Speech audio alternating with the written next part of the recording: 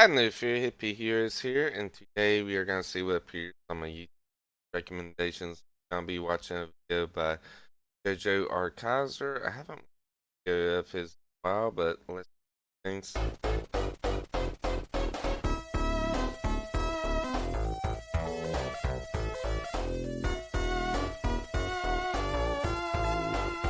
He loves his Our relationship has been complicated, hasn't it, Dead by Daylight?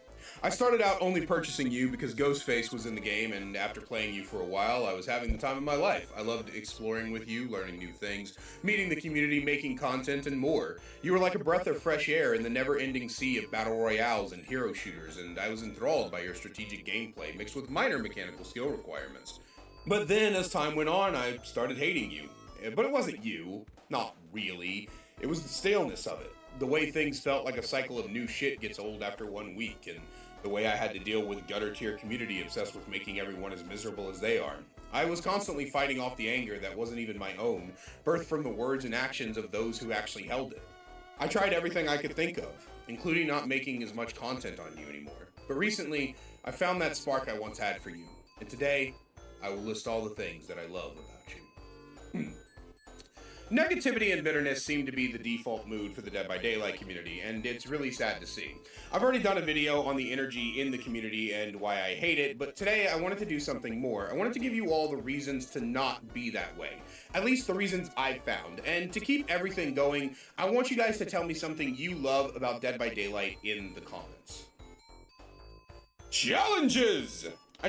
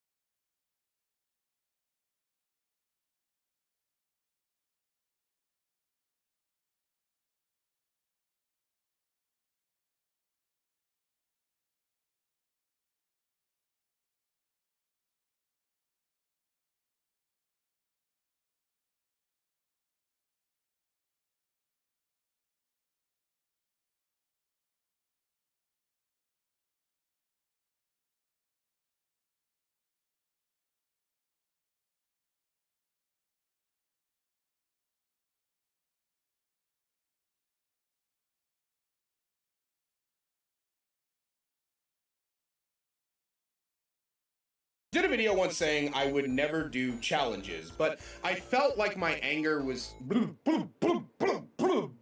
even read my own scripts correctly. Oh my god. I did a video once saying I'd never do a challenge because I felt like my anger was too much, and it caused me to act in ways I didn't want to act. But in reality, doing challenges is some of the most fun I've ever had in this game. I recently started the Hardcore Adept Challenge, where I have to get adepts for every character in the game, but with a bunch of extra rules to prevent me from cheesing the adept. It's something that has provided a lot of fun for me. There's something about attaching your own rules to what you're doing that's more enjoyable than the tomes this game provides. I can see why Odds has some random ass new streak every few months, or why things like the Copycat Challenge took hold. It's almost like playing Minecraft, where you need to set goals for yourself just to see how far you can go. And the best part is if the challenges do start to piss me off, I could just enact my next tip for loving Dead by Daylight. Step 2.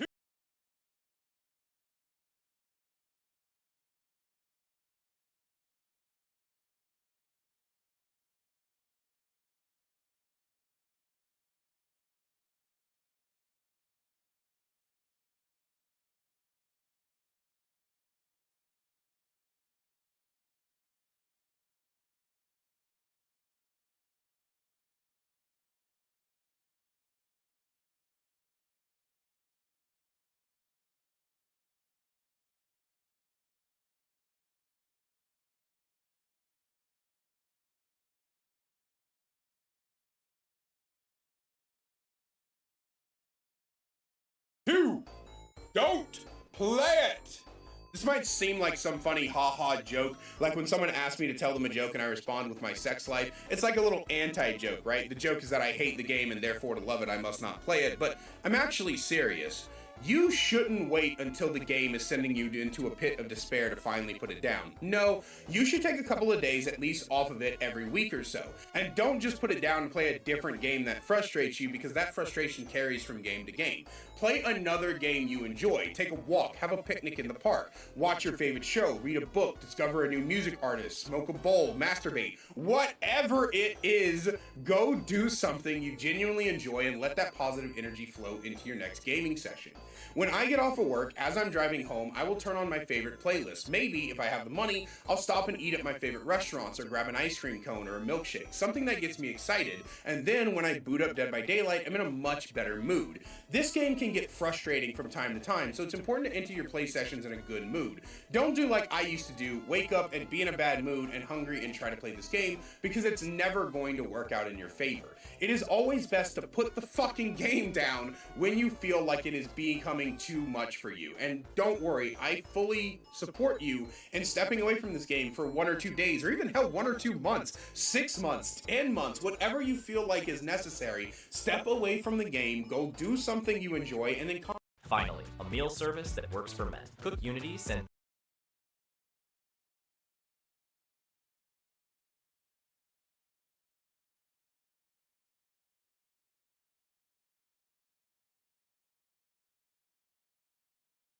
You're ready to take on some of the more frustrating aspects that it has.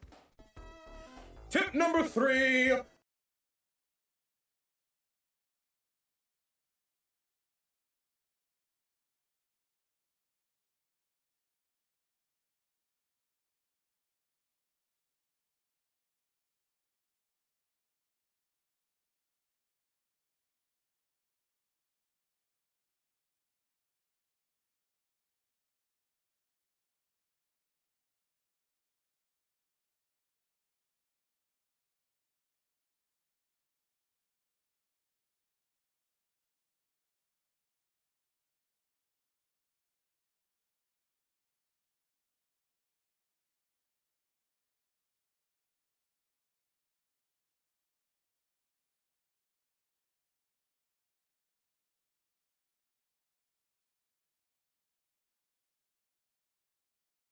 Watch positive creators. If you've been around my streams and discords for past few weeks, you'll know that I've become obsessed with JRM videos. He is, without a shadow of a doubt, my favorite Dead by Daylight creator, and I watch his videos all the time.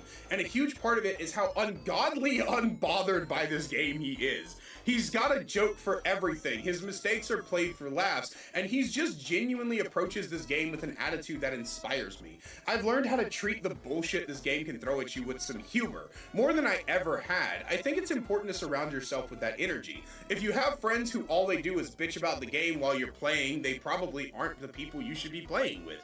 And if the creators you watch do nothing but bitch and moan day in and day out, then go watch other people. Let the love from other people influence your own love and outlook on the game, and things will feel much better. We as humans are social creatures. It's inherent to us, okay? No matter how many, I actually hate people and I would prefer to stay in my house all day with a sweater on and shut the fuck up, right? No matter what you know, whether you're explained as an introvert or an extrovert, humans need other human beings. We're pack animals. Like, scientifically, that's what we are. And the emotions of the pack always influence the rest of the pack. That's just a survival instinct, right? If every single animal in the pack is scared, there's probably something to be scared of. If every single animal in the pack is angry, there's probably something to be angry about, right? So it's important to always surround yourself, both in real life, in your gaming groups, and the creators that you watch, with people who are truly positive about the game, because then you might begin to love it again. Episode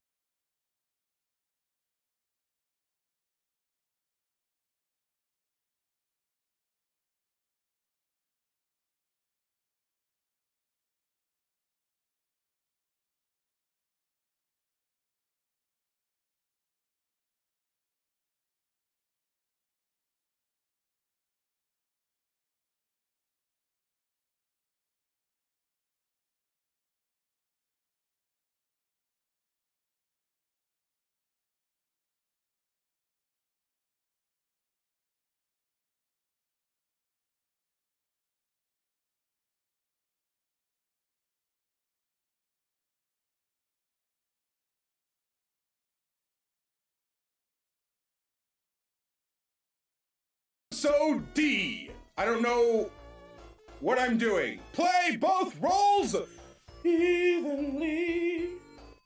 While I am fully against the idea that people should always play both roles because that'll quote unquote fix the game and fix the attitude of the community, and I'll do a full video on this concept another day where I just don't quite believe that, I will say that this might just be a me thing, but if you found yourself falling out of love with DBD recently, I highly recommend balancing your playtime between both roles. Go for Eerie 1 on both every month, and make sure you hop back and forth constantly, either by splitting your play sessions in half or by doing one on and one off for each session. I have found so much more love for the game by doing silly dumb shit that people do to me. Where teabags at pallet stuns and random emotes used to annoy and upset me, now I laugh because I get the fun of it. I said a long time ago that some toxicity is healthy for the game, and it's good to playfully poke fun at each other. And while I can understand how it can look, I think that outside of extreme instances like humping or teabagging at gates, the small little ha-ha moments that are not as bad as people, including myself, act like it is.